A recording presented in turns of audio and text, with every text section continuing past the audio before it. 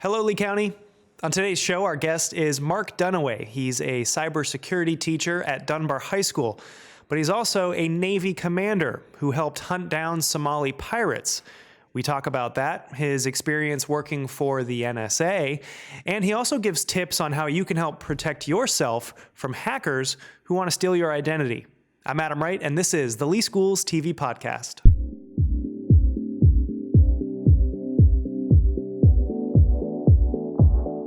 Mark, thanks for joining us on the podcast. Oh, absolutely. Thanks for the invite. So we're going to get into some cybersecurity stuff a little bit later, but first I want to talk about your background because you have a really cool background. You are a commander in the United States Navy Reserves. You've been in the Navy since 1987, so 32 years of service. Yep. And I want to talk about that because you're a commander. It's just below captain, right? That's hopefully my next step that I'll be taking, but we'll see what Big Navy thinks about it. So let's talk about how you got into the Navy. So basically, I was prior enlisted, of course, boot camp, September 13, 1987. So I just hit my 32-year mark. It's pretty exciting. I never thought I would do it this long, but my 426 mile at North High was not good enough for a scholarship, and due to personal reasons at home, a Navy recruiter kind of changed my life for the better. It's the smartest decision I made by joining and doing what I've done. After that, of course, the GI Bill, I was eyeing that for the college money, if you will, and that's paid huge dividends with both a bachelor's and a master's degree, no money out of pocket. And September, the year 2000, they opened up some more officer ranks, if you will. So we put it in my package, and I was selected as an ensign, and it just really took off after that. So what were your first few years like in the Navy, and how'd you make your way up to commander? Well, they told me I was going to be a cryptologist, and I was super excited. I didn't really know what that meant, but I figured it sounds great. The school was in Pensacola. So when I first started out, I was really just copying Morse code. And I'm like, this is cryptology, but it is what it is. Did you know Morse code? I knew none of it. So you just learn it in what we call A school. So off to boot camp I go, you graduate, and then you take a Greyhound bus forever and a day to Pensacola. And for 10 months, you kind of learn your trade. So we started out with Morse code, and I got into what's known as HFDF. It's high frequency direction finding. And so not just from the Morse code element into the short burst transmissions, and I think we'll leave it at just that. And then I started work with the Air Force Marburg in San Vito, Italy. So they figured they got a hot runner here. He's got this down. Let's see, throw something else at him. And I was like 19 years old, living in San Vito, Italy. My wife following me out there and all. And it just kind of grew into what we know, I guess, as cybersecurity today, with just from the enlisted ranks to what I did as an ensign, a JG, and then the mission we did on my MOB for the Somali pirates in Djibouti. And then that's where I really got into the cyber aspect to everything on that mobilization. Yeah, so let's talk about that. Somali pirates. What were you doing in Djibouti?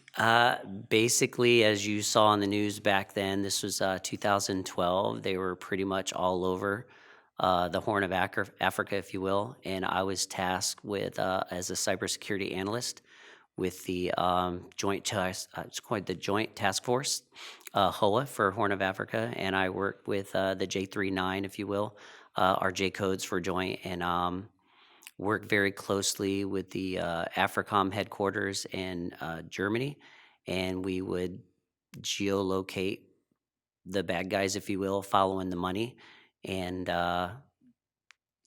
in doing just that. Yeah, I know you have to be... I have to be real careful what I say, but basically, yeah. Some of this stuff is yes, sir. Classified, or, you can't really talk about. So, for people who may not be familiar, the Somali pirates, if you've seen the movie Captain Phillips, right? We're talking yes. The movie with Tom Hanks.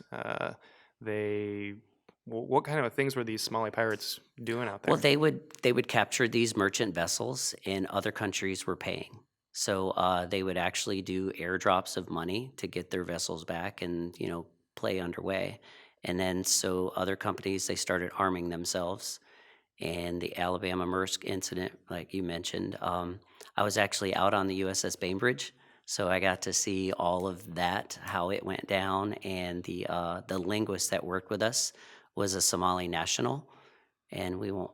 I guess his name was out there. So Nemo was his name, and he was our linguist, and I worked with him in Djibouti. Even after all of that went down, he just kind of proved his worth and what we were paying him, if you will. And just like I said, following the money was my trail, and then just geolocating. I want to say following him on Twitter because they would brag on social media. How do I become the America's top 10 most wanted? Really? And I'm like, keep doing this, because I'm on the other side and just blending in. And again, we had to vet our targets in reference to, who was a pirate, who's just bragging to be a pirate. And like I said, following the money. So, these aren't pirates in the, stereotypical use of the word. So they don't have eye patches and No. wooden legs and all that. But these are dangerous people. Oh, and absolutely. So they would ride up close to ships and board them with. So with basically, guns we and- called it our anti-piracy mission. So they were a lot of Al-Qaeda of East Africa operatives and another group known as Al-Shabaab.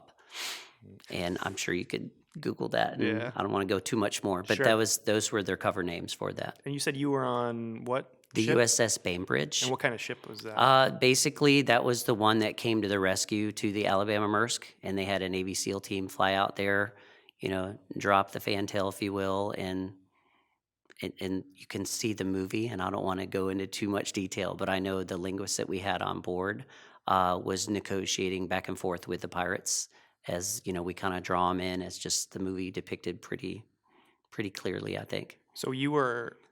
Am I following this right? You were on the ship that rescued Captain Phillips? It was after the fact. So Oh, okay. they had already done this mission, and then we were Oh, okay. tasked with, let's not let this happen again kind of thing.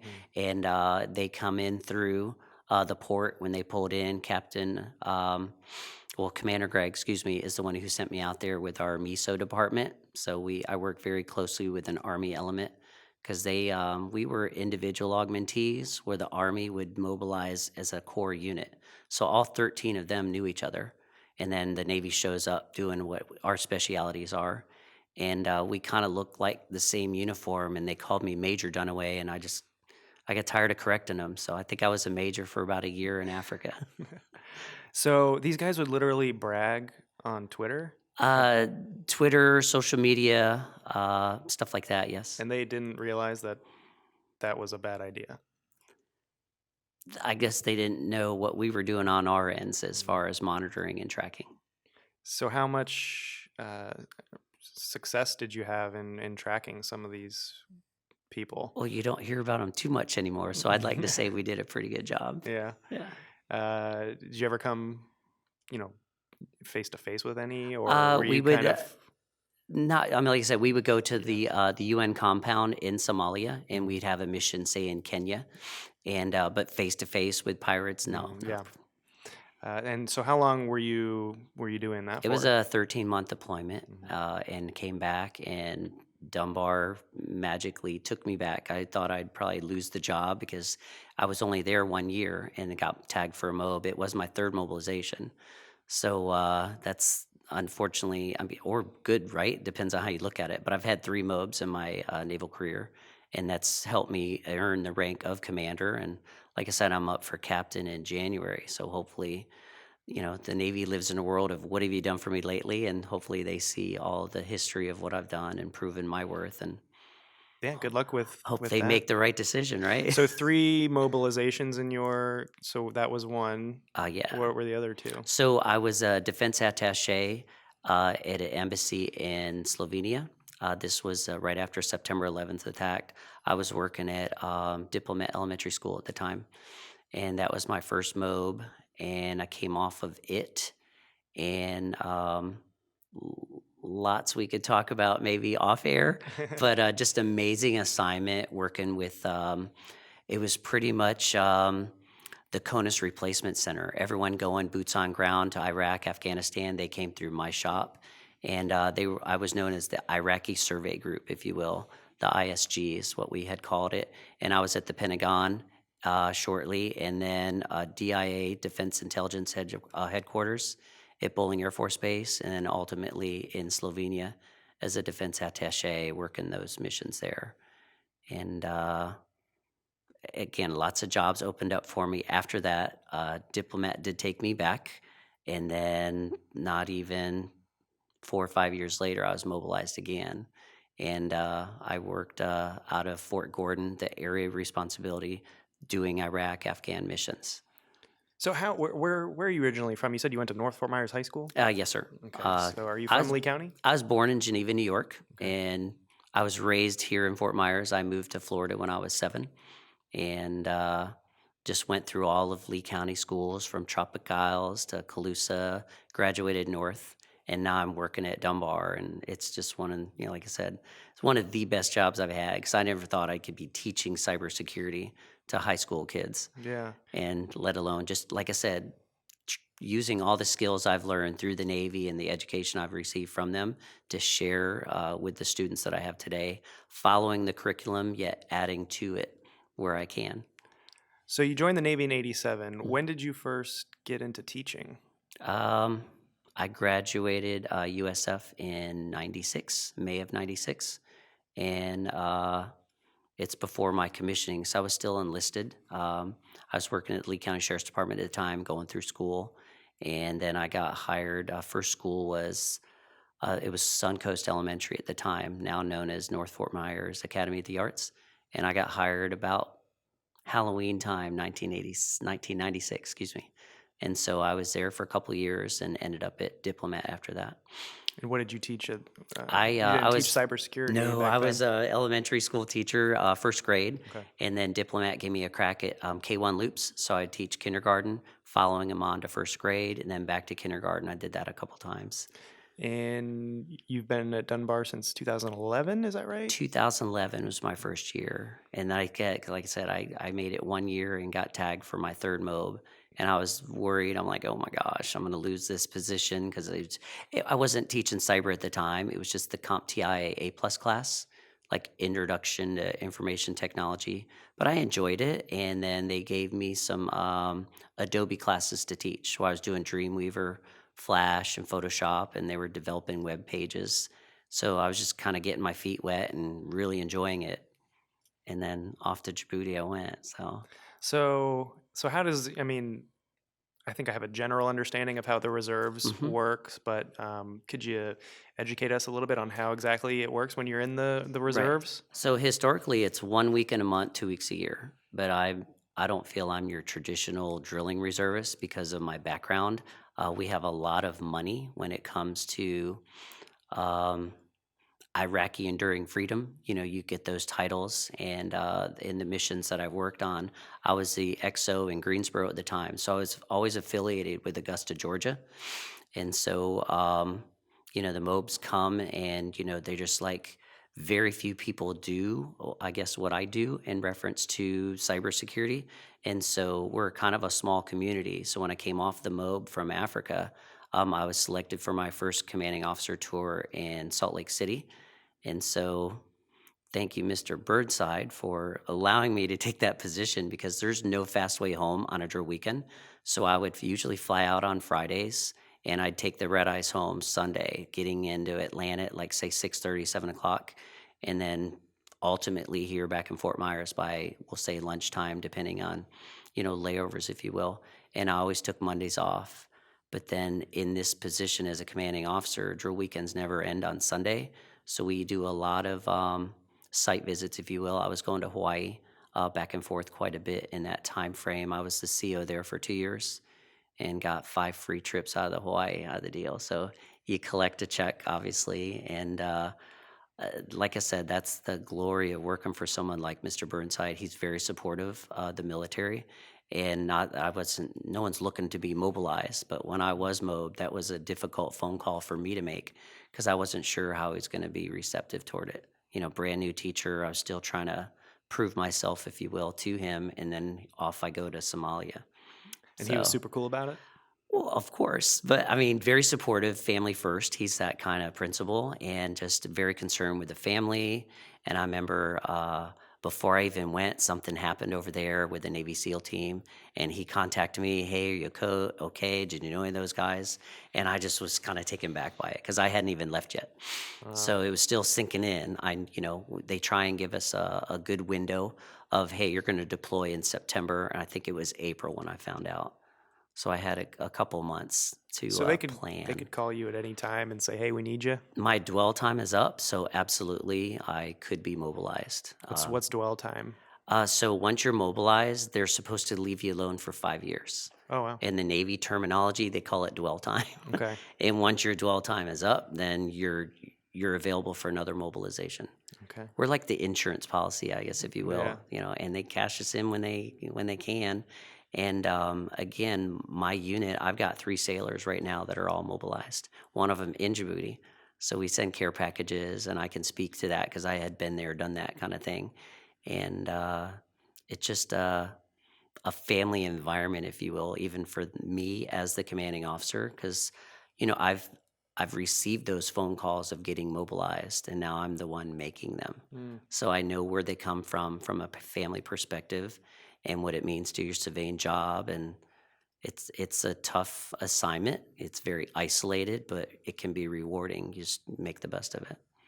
And because you're a cybersecurity expert, you've also worked for the NSA, right? Correct. The National Security Agency. Yes. So people hear that. A lot of them probably think first thing Edward Snowden. Uh, well, So what did you do with the NSA? I first joined.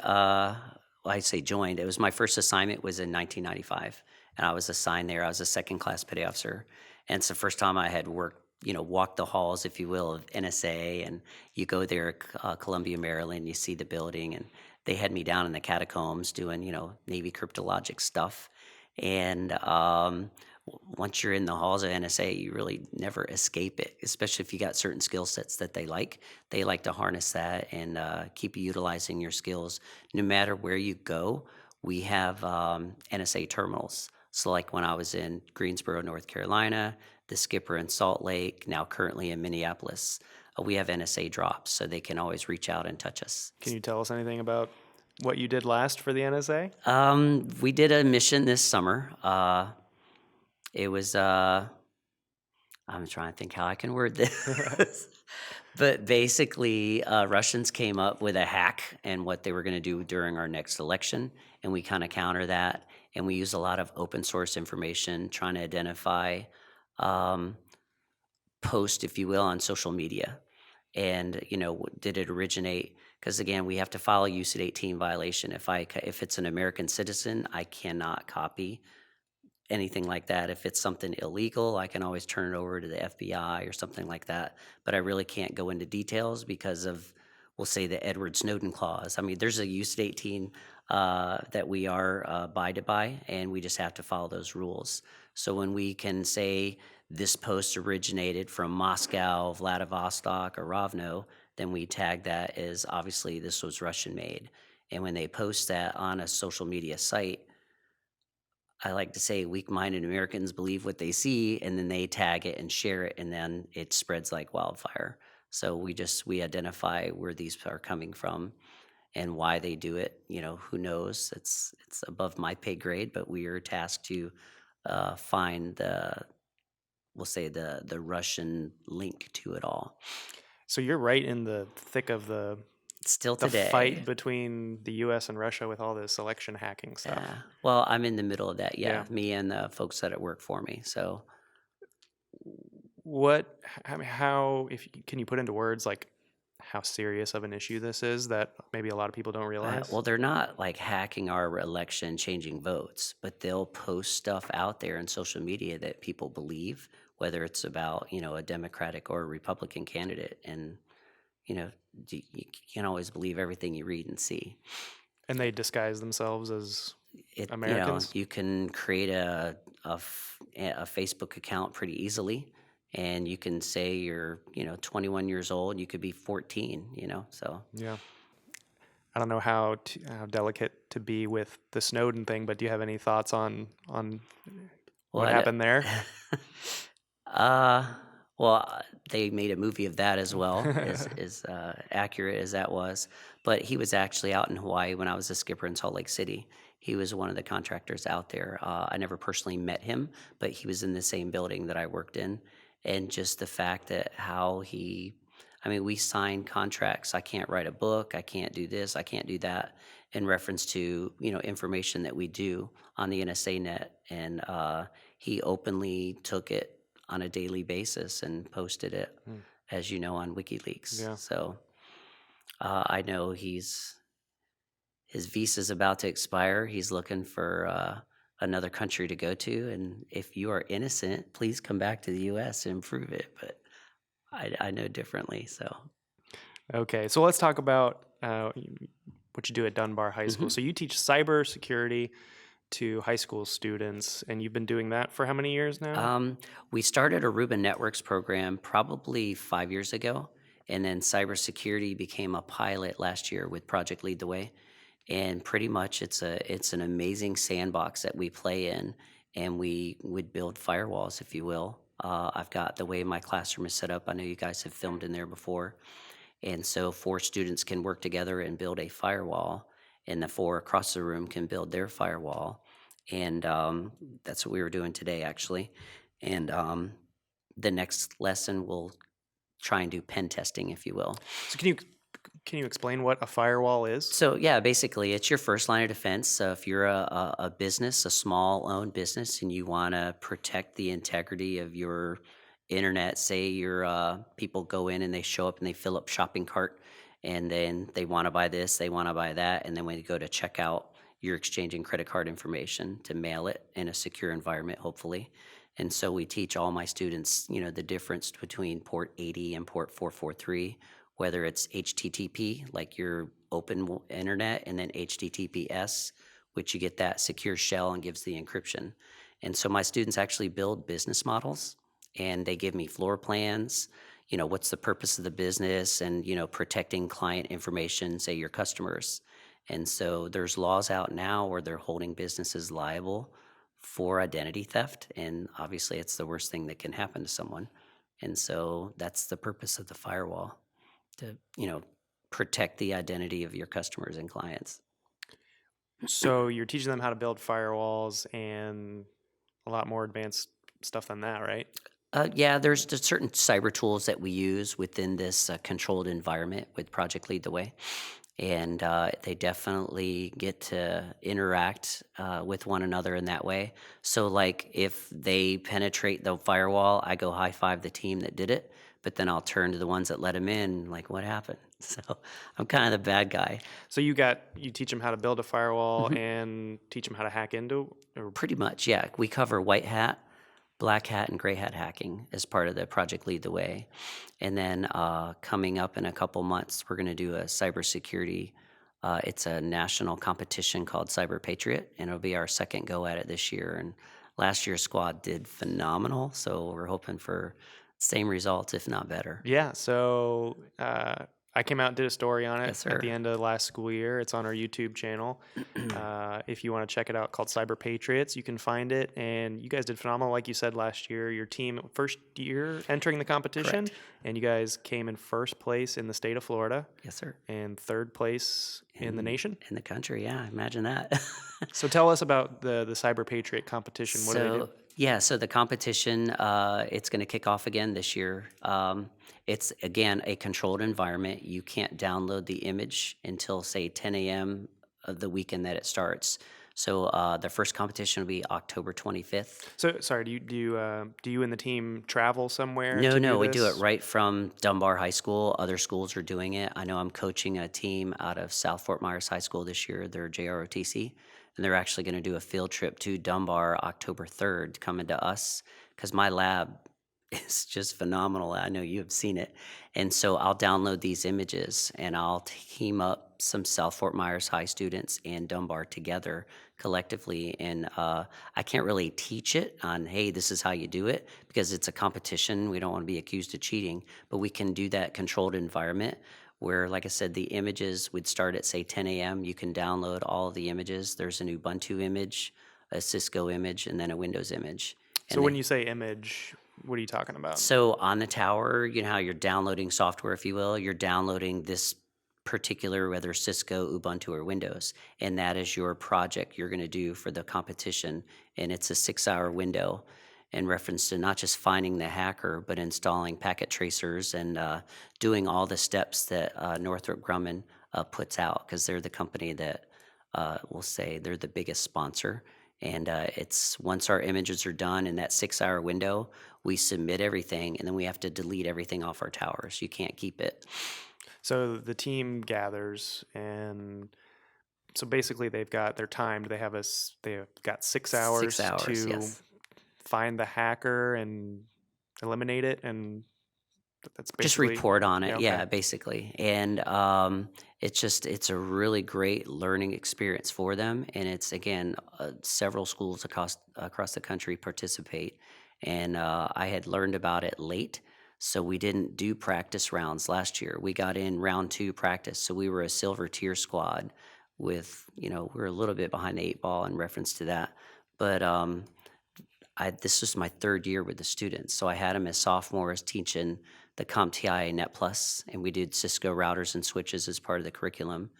And then their junior year, I had them in Aruba Networks, which is, access points, setting up local area networks. Their business model is really amplified because I give them the access point that they provision and broadcast right there from my classroom.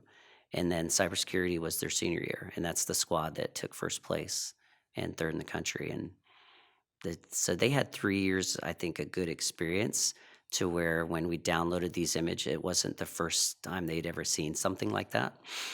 So So it was their first year entering this competition. I think I remember you telling me, when I came out to the school and interviewed you about the competition. I think you kind of went into that kind of say, oh, it's our first year. We'll see how it yeah, goes. exactly. Didn't have too high of expectations for the team. And then to find out, you guys came in first in the state, and then you went on to Yeah, come in third nationally. What was that like? right. Well, I always have high expectations for them, but I didn't know how well they would actually do, because I know as the teacher what I taught and what they knew, but they have to work together as a team. I mean, 6 hours.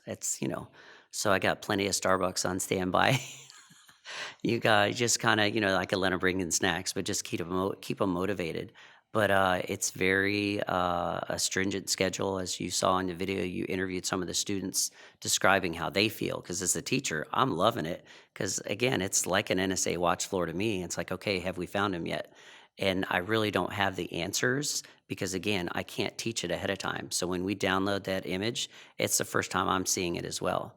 So, and that's the competition, though. 6 hour window starts. Once you download the image and engage it, you enter your Cisco code, if you will, the clock starts. So you're able to be there with them. How much are Absolutely. you able to kind of Well, coach I'm and just the coach, yeah? so I make sure, I give them the right directions, and this is what you're looking for, and I just spell it out that way. But to side saddle with them and show them, no, you need to click this. There's a hidden message. There's a little cryptology involved. I can't do that part, but it's entertaining to watch because I know what it is. But I'm like, they're so close, and you got to bite your tongue. And that's again, they're just students learning a trade, and for if they don't go off to college right away, I think these are great lessons learned, and I do write letters of recommendation for them. And 3 of the team members that took first and third, they're all at Florida Polytech together, and they're roommates. They actually called me last Wednesday. That's awesome. So they remember me. They appreciated what we did, and they still talk about it. They wear their CyberPatriot shirts. They all got coins, and I just think they took a lot away from that. So again, I'm looking forward to doing it again with the juniors that are now seniors this year, and then my new students in Aruba Networks. We'll throw them at it. So I want to talk about, like you said, they're learning an important trade. Hmm. What kind of career opportunities can they, get into, knowing cybersecurity and things like that? Right. Is it something that they should go to college for, or is it something that they can, can a lot of them get jobs Right. right out of high school if they're skilled No, enough? if they could get into college, I say go. I had one student years ago. He got a full ride. I believe it was Florida Polytech, but by Christmas time, I think it was Booz Allen Hamilton. They had offered him a job in the MacDill Air Force Base area. And I think he was dating an Air Force girl at the time. So he took the job, dropped out of school. And I'm like, what are you doing? He goes, I'll go back, I promise. And he eventually did. But so yeah, the jobs are there right out of the workforce. But I always advocate going off to college and doing that. And cybersecurity is not going away. I think it's going to be huge, huge jobs, just now and in the near future. Like all banks are always hiring because you want to make sure you want to hire an outside source, maybe do some pen testing to make sure that all of their accounts are squared away. But it only takes some phishing to shoot an email to the entire bank employee. Hey, we're updating our software today. I need you to log in with your username and profile, and we're enhancing our security measures today. Someone's bound to fall for it. Hopefully, it's training your employees that it doesn't happen, but that's a lot of how they get in.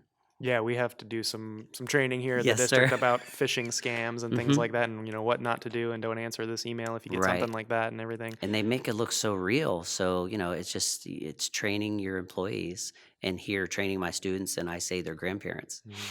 So obviously, the military is one avenue that your students can go down, and big private sector Hmm. job opportunities for them as well, working for big corporations, Yeah. protecting their cybersecurity. Yeah, and a lot of it, not just here locally, but like I said, at MacDill Air Force Base, they're always hiring. And if you got no college experience, but again, these I help them with their resumes. We do resume skill building, and they list all their industry certifications. I have a senior now; he's got 15 industry certs, and not just CompTIA and Cisco, but he's got some really, really good ones. And we are offering an ethical hacker certification this year at Dunbar as well. I haven't had a student take it yet. I took it this summer. It's challenging, but it's an obtainable goal. If they focus hard and study, they can probably pull it off. What's an ethical hacker? Basically, your company is hacked, right? And it's not a retaliatory hack, but you're pen testing the bank. So I'm going to try and crack into, say, Bank of Bianco in Miami and take $10,000 out of account and then tell them how I did it. I'm not keeping the money, kind of giving it back. So that'll show them where they are weak in their firewall procedures, if you will. Gotcha. Um, so obviously, hackers target, banks, big companies, corporations. How how dangerous are hackers to, the everyday person? Obviously, everybody, most people Hmm.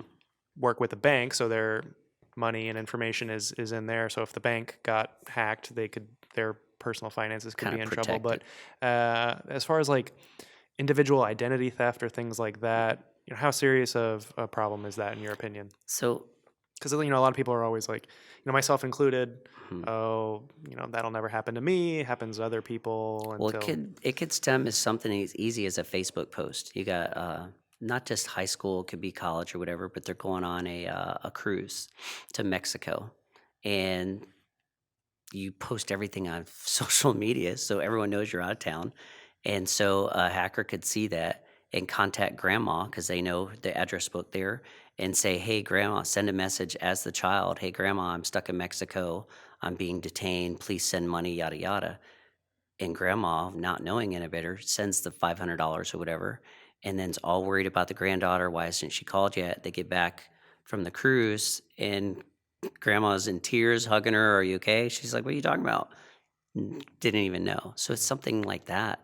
So it's just really training community members because that happens a lot, obviously. So yeah, I've heard that. So don't post travel Well, plans until after you get it's back. hard to Good tell idea. teenagers Yeah. that, but again, because it's like when we went to Paris, we were happy to be there. We're taking pictures of the Louvre, and but I was living in Africa at the time, so I was really happy to be in Paris. Then my daughter was, I think she was a sophomore year at UF in Gainesville, so we were just as guilty. But who's watching our account? I don't think we were posting anything too crazy. But now everyone knows the Dunaways are on vacation in Paris, France, and their house is wide open.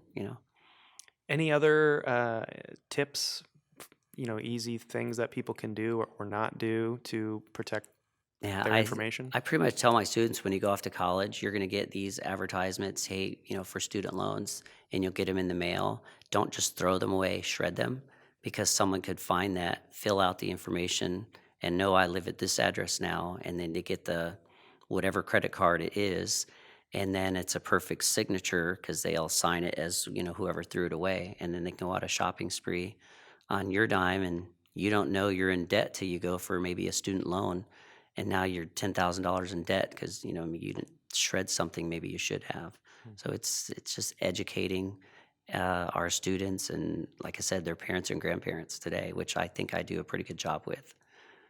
Is there anything that you know that about hacking or cybersecurity that if somebody learned, something that would shock people about how prevalent it is, or you know, anything like that? There, I just know there's a lot of them out there, Hmm. and you just got to be real vigilant. In just opening up an email because with the ransomware, and it could look like it's from your best friend. Hey, check out my pictures from the weekend. You click on it, and now they're in, and they got all of your documents, and they'll hold them for ransom, if you will, for $500. You can get these back, and they're doing it to businesses, corporations, and whatnot. And there's a nice way you pay and get your get your files back, or there's a mean way, if you will. If you send it to 10 friends in your address book and they open up the file, I'll give you your stuff back for free. So they're evil and they're out there, and And nothing's stopping them right yeah, now. and it's a relatively new type of crime, and like you said, it's not going anywhere Well, anytime soon, I right? think it's been around a while. They're just getting really, really sophisticated. Like when they send these messages from a bank, it looks like it's coming from, what I don't want Mm. to advertise any banks here, but I know I mentioned the Bank of Bianco because it was safe. It's Miami, but they look so real. Mm.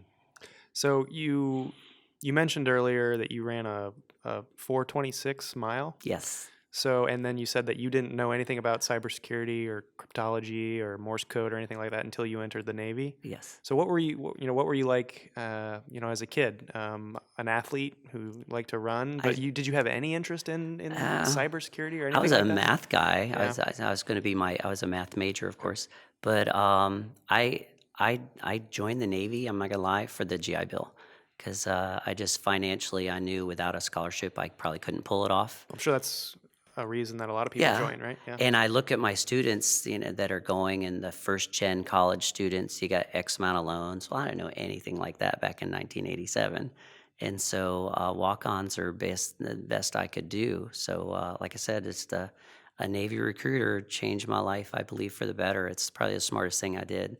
And then you mature a little bit because being 18 and running off to whatever university, right?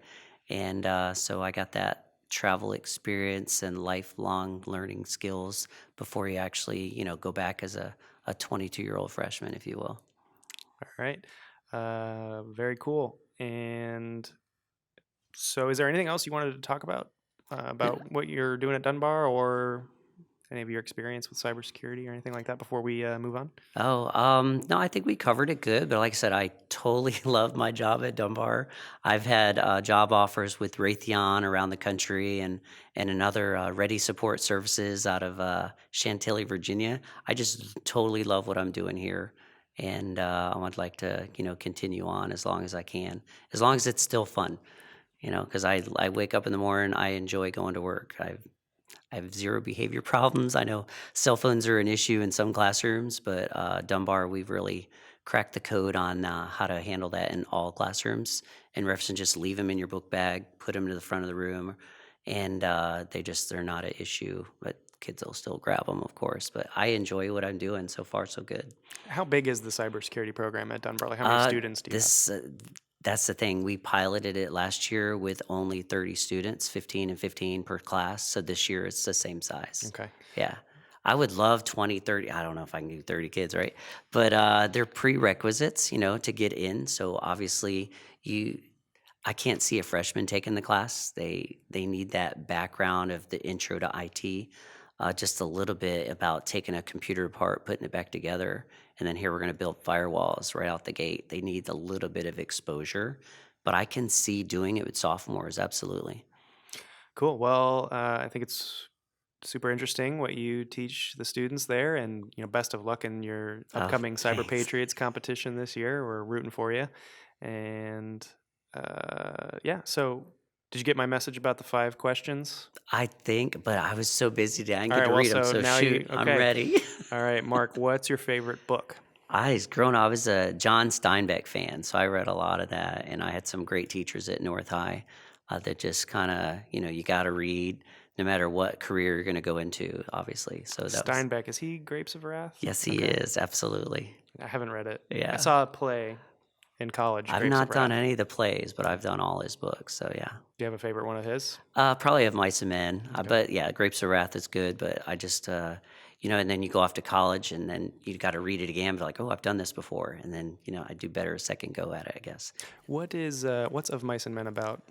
Putting you on the spot. Oh well, like I said, it just it could be a sad story. It's the first time I read a story. Someone was murdered, and as a teenager, you're like, "What the heck?" And you just I don't know how know you of it. react to I've it. heard of it, but Right. I don't know anything about it really. So just So I just there's so many movies, and I'm not saying we're desensitized from it, but back in the way when I grew up, that was the first depiction of it, of okay. something like that. So, but when you're into the reading, and it just that was one of the books. That was one of my favorites. Okay. What's your favorite, speaking of movies, what's your favorite movie or TV show? Oh gosh, I'd probably go with Top Gun. I mean, I joined the Yeah. Navy, right? I wanted to be an air traffic controller, and when I saw the recruiter, and he's like, "Man, your math scores are off the chart. You need to do cryptology." I'm like, "What the heck is that?" And he's going through the description, and I might have been listening a little bit, but what he said was, "The school's in Pensacola." I'm like, "Pensacola?" And that was it. I Have you didn't seen the trailer for for the the new new one. one? Yeah, I'm trying to figure that one out Yeah. What because do you? it's been 30 years and he's a captain. Hey, maybe that's what I'll be. But I'll definitely see it. That was definitely The footage looks yeah. amazing for that No, movie. I would. I plan on seeing it for sure Yeah. because I'm not saying that's the movie that made me join the Navy, but I just thought it was kind of cool, and that's what I did. So Yeah. Do you have a favorite song or a favorite musical artist? I was an '80s kid, so I don't know. I didn't go to too many concerts growing up, but I know my wife and we did Huey Lewis in the News, and I don't know. Just like I said, all '80s music is that's our genre, and our kids they could pass a good competition with '80s music because they listen to it with us as well How growing up. about Righteous Brothers? Can't Stop That Lovin' Feeling? That's Isn't part of the that Top movie. Gun It's in reference? the Yeah. movie. Okay. So was next question is favorite subject in school growing up? Was yours math? Mathematics, Yeah. 100%. Okay. Do you have a Absolutely. second favorite? I just loved math. It's the one I made straight A's in, so I catered to that. Gotcha. But like I said, I had some great teachers at North High, but math was definitely my favorite subject, which tied in with cryptology, believe it or not, which is what got me this position. Because, like I said, obviously I wasn't an air traffic controller. Because if I'd said, "Hey, I want to do this," and they let me, we probably wouldn't be having this conversation today. So. What was your favorite kind of math? Just all of it. I mean, I've taught geometry before, but just algebra, the trig, the calc, just challenging the mind, and I really enjoyed it. I I was always a good math student growing up, and I dug algebra. I liked geometry, trig. I got, and then once I hit calculus, I was Yeah, kind of done for me after yeah. after got into calculus. I wasn't a fan of the stats. I had to do stats No, one I and two liked in stats too. college. Yeah. It was okay, but Calc man it ruined might have it been for the me. teacher. I wasn't a fan, but I had to take her twice. What's her name? No, I'm just kidding. Oh no! Please don't do that to me. Okay, so last question. If you could have dinner with anyone living or dead, who would it be and why? I'd say George Bush Jr. Yeah. I was able to have lunch with Secretary Rumsfeld when I was working at the Pentagon at the time, back in I think it was February '03, and I just remember that like yesterday. It was amazing. Some Peruvian restaurant in Virginia, and to sit down with him, even that close. I was living in the D.C. area, and I just never got a White House tour, so let alone meet one. Yeah, so I've never met any sitting president But in you my had, lifetime. but you sat down with Secretary Rumsfeld. Secretary Was it Rumsfeld. just the two of you, one on one? No, there was a defense attaché, and there was a little entourage. We met in the catacombs of the Pentagon, and off to lunch we went after my mission I completed in Slovenia. What's he like? Awesome. He was a big reader. He goes, "Hey, I hear you're a teacher," and just great conversation back and forth. And I was just in awe. I was just a lieutenant JG with all the bosses. I thought it meant jacket getter, to be honest with you. And it was a miracle. I got to score that lunch that afternoon. That was awesome. Yeah, it would be fascinating to talk with President Bush about, Oh, absolutely. after 9/11 Hmm. and dealing with all of that. That had to be Yeah. insanely. Because I was watching the footage just a couple weeks ago Yeah, now, the where he anniversary. was in the elementary school, just his reaction, and then piecing together his statement he was going to make, and it affected my life deeply. Obviously, I was, teaching elementary school at Diplomat, and the next thing you know, I'm, off doing this. So Yeah, it's crazy to think about, all of our students in the school system now well, they weren't born even yet. alive, Yeah. when that happened. All right, Mark Dunaway, cybersecurity teacher at Dunbar High School. Thank you so much for coming on. It was a really fun Oh, podcast. thanks for having me. I appreciate it. All right, and good luck with everything with your Thanks. captain promotion, hopefully. January, And, we'll see what. Hopefully, the Navy makes the right decision. Right? I'd all love to right. make it. All right, thanks, Mark, so much Yes, for sir. coming on. Thanks. And thank you for watching and listening. We'll see you next time.